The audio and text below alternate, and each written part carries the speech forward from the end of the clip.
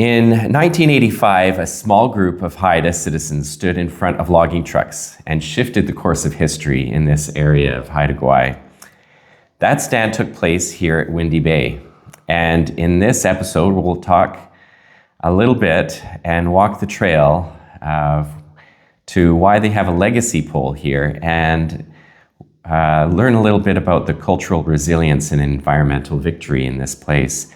And I'm speaking today with Reg Max Wesley, and he's connected to that legacy. And we're going to explore how protest, place, and Haida sovereignty came together in the forest to create something really lasting, not just for Haida Gwaii, but for the world. So thanks for joining with me today. You're welcome. Before we dive into today's episode, I want to tell you, if you've ever dreamed of experiencing one of the incredible destinations that we talk about on the show, be sure to visit farandawayadventures.com. For over 30 years, I've helped travelers discover some of the most extraordinary destinations on Earth. If this is of interest, check out the link in the description to farandawayadventures.com, and we'd be happy to make your next trip unforgettable. Well, Reg, can you just tell me a little bit about what happened here in 1985 and why did people need to take action?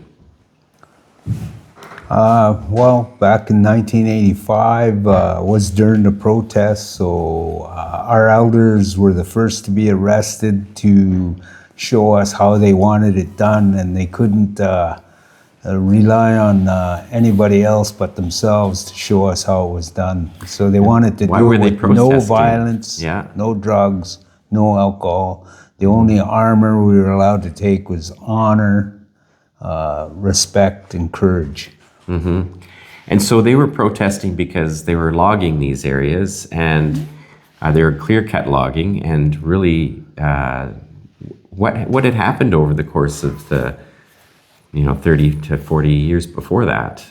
30 years, 40 years before that, they were already clear-cut logging, and our elders didn't like it then, and they were sending representation from the Haida Nation to represent them and negotiating to get that stopped, but it wasn't going anywhere, and they realized that the negotiations with the provincial government at the time was a joke, that they were not negotiating with the Haida people in good faith, so that's why they decided that they were going to take this stance and make it stop, our elders. Well, and were you involved in the protest? Yes, I was involved. You heard me sing some songs that I learned here back in 1985 because we always came down here. That water outside was the Haida Highway, and Haida Gwaii was the best kept secret amongst the Haida people during that time. And when we traveled the Haida Highway in our boats,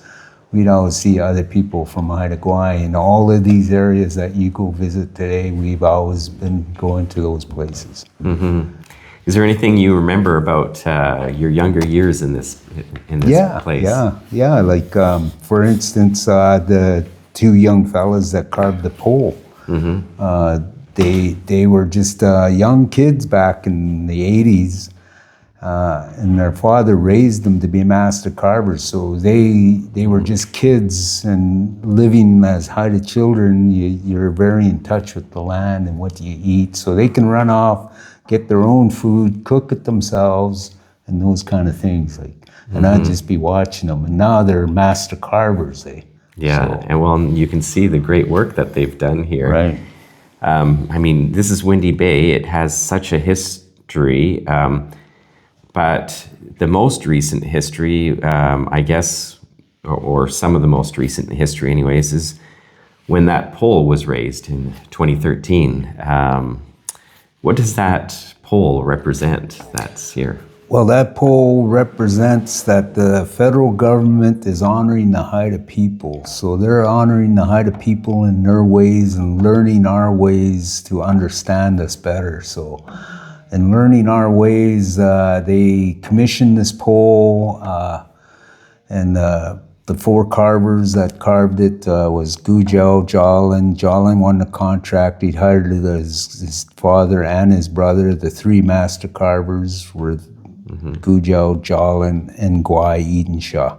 They hired their one cousin as an apprentice. His name was Tyler York. So Tyler York is an up-and-coming master carver by them. But it was to honor the Haida people in their ways of doing things. That's what it was about. So they learned the ways that the Haidas do things. So, carving a pole's one thing, but that's not everything. There's ceremonial dances that they go through before the pole goes up to scare off evil spirits. There's also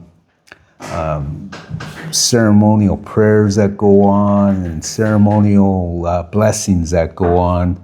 And they have to do the dances, the blessings, and the spreading an eagle down for peace, so that the pole goes up in good measures.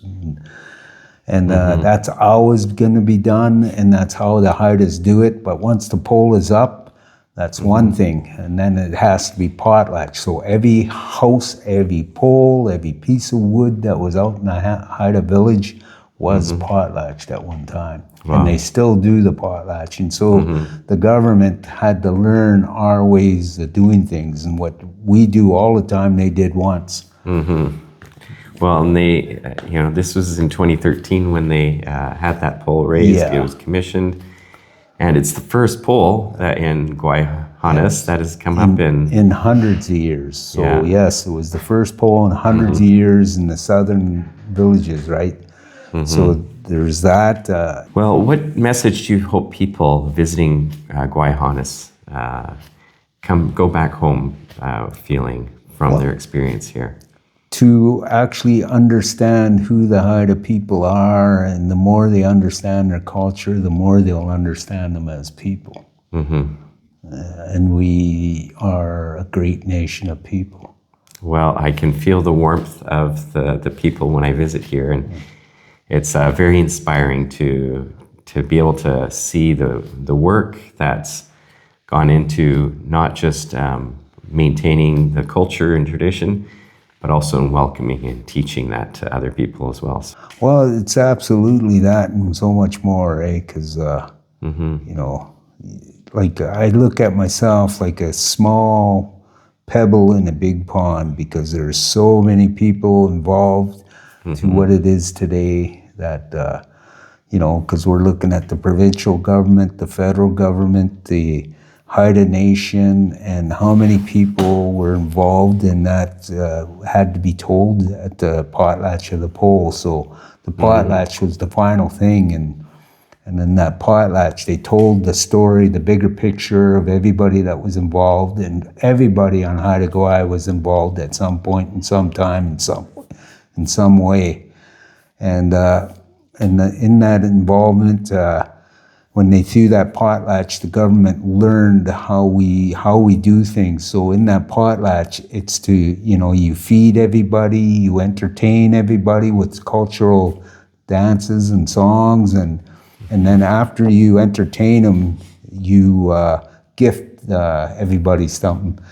And they hand out gifts and potlatches, and that's so that you're a credible witness to what they want you to know. And when they want you to know something and you witness it, they pay you with the gifts at the end, so that you can go out and tell the world what you've seen, because you're a credible witness. And that's what a potlatch is all about. Wow. Well, thank you very much for sharing that with us today. Appreciate it. Yeah, you're welcome. Yeah. Thanks for tuning in. Discover your next unforgettable journey at farandawasadventures.com. Experience the world differently.